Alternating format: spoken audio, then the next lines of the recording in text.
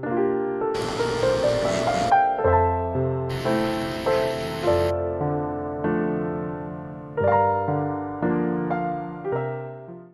you guys, welcome to another video.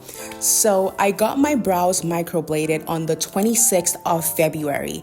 And ever since then, I've gotten so many messages and so many questions, even from people in my personal life, asking me about the entire process. And so it's a good thing that I documented my entire microblading process every step of the way, starting from the day that I got it done till the entire healing process completed.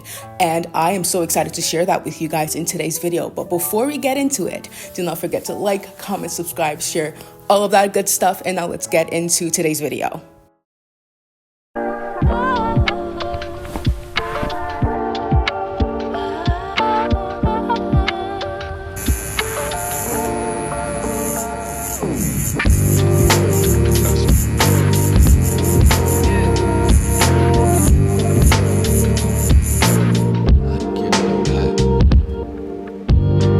Now, you guys just watched me get my brows microbladed for the first time.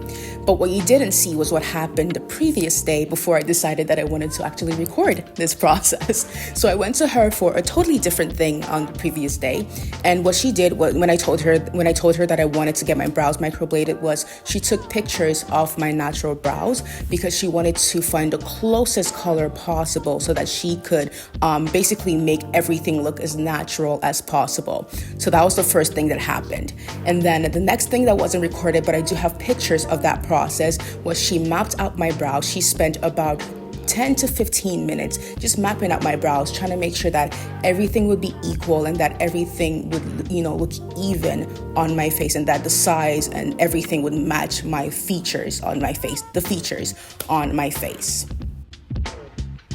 So it's currently day 4. I got this done on the 26th of February. It is currently March 1st. And there is some peeling going on. The peeling just started this morning because it was not here yesterday at all. And let's see if I can zoom in so you guys can see. So yeah, that is what it's looking like. This is the ointment that I was given to apply on my brows every morning. Here's the brand, here's what it says on it in case you're interested in what specifically I'm using. And I just transferred it to this container for easier application.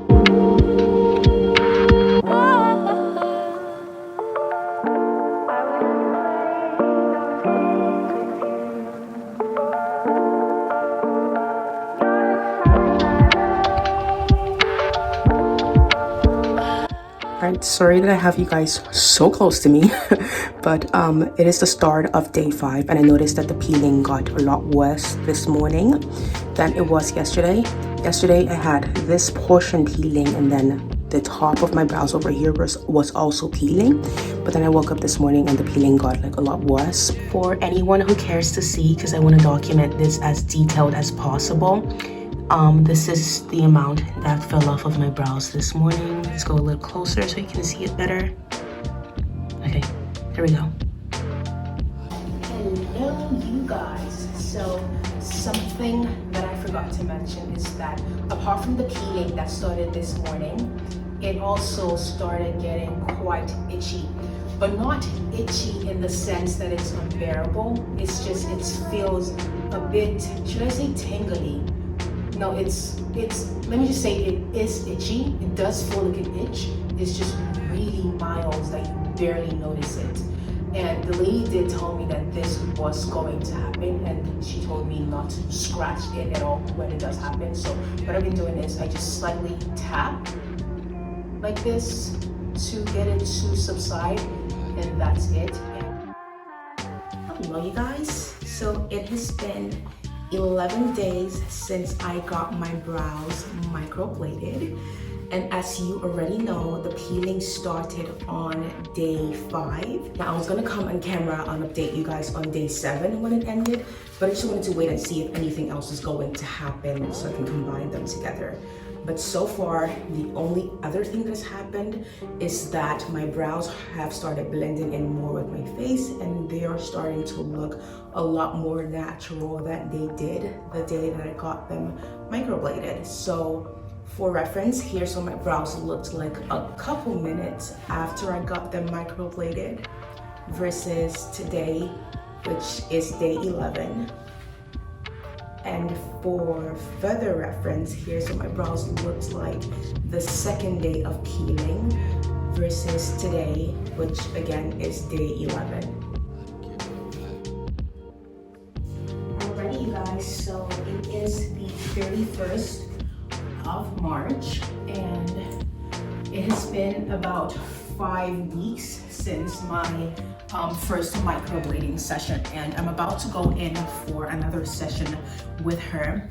She wanted us to wait 5 to 6 weeks before coming in for another consultation because that is the skin's regeneration cycle, 5 to 6 weeks. And so with that, she wants me to come in so that she can see how well my brows healed and to see if there are any areas that need to be touched up, just so the entire thing can last longer. Because I believe it's supposed to last 2 years and onwards. Some people's brows last longer, some people's brows don't. I don't know what causes all of that yet, but we're going in for another session today. There shouldn't be much that we have to do because the brows look pretty good to me, but then again, I'm not a professional, so I want to hear what she has to say and see if we do need to touch up some areas on my brows, because some areas did already kind of fade away because there was some bleeding on my skin while she was working, especially on this brow, so she couldn't really go in with that. So definitely might have to touch up this brow, but yeah, that is what we have going on today.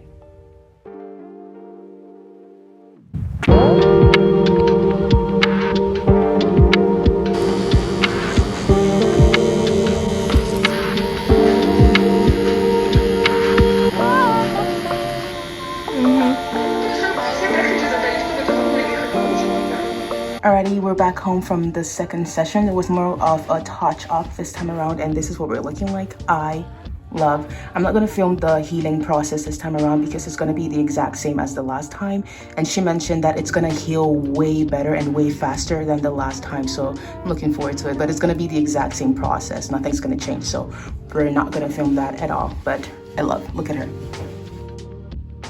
Alrighty, you guys, that's pretty much everything about this process. It was really interesting to watch and really interesting to experience, especially when it started peeling and I had to go to work the next day like that. Nobody noticed, actually. If they noticed, they never said anything to me. So I don't know if they noticed and they're just like, you know what, I don't know what's going on her face right now, but I'm not gonna say anything about it. But yeah, it was a really fun process to document, and I really, really hope that it was fun for you guys to watch also. And one thing that I didn't touch on deliberately actually was the pricing. And the reason I didn't touch on that is because the pricing really varies based on where you are, the country you are, the city you're in. Even in the city I'm in, the prices vary based on the different places, right? But I do know that it can range anywhere from $100 to $1,000 depending on where you go to. And when I was in Ghana, the lady, I believe, charged anywhere from 500 cedis to 1,000 cedis in Ghana as well. So it really depends on where you are, and that's why I didn't really hone in on the prices. But for anybody that is curious, these are the price ranges. And then it might be more where you are, it might be less where you are. Just do your own research in the country that you're in and in the city that you're in to get more accurate pricing for that. But anyways, we have come to the end of today's video. Thank you guys so much for watching. I really, really hope you enjoyed. Do not forget to like, comment, subscribe, share, all that good stuff. Catch up on my vlogs as well. And I will be back with more videos. Bye, and see all of you lovely people in the next one. You guys want to see something interesting? I've had my shorts on this entire time.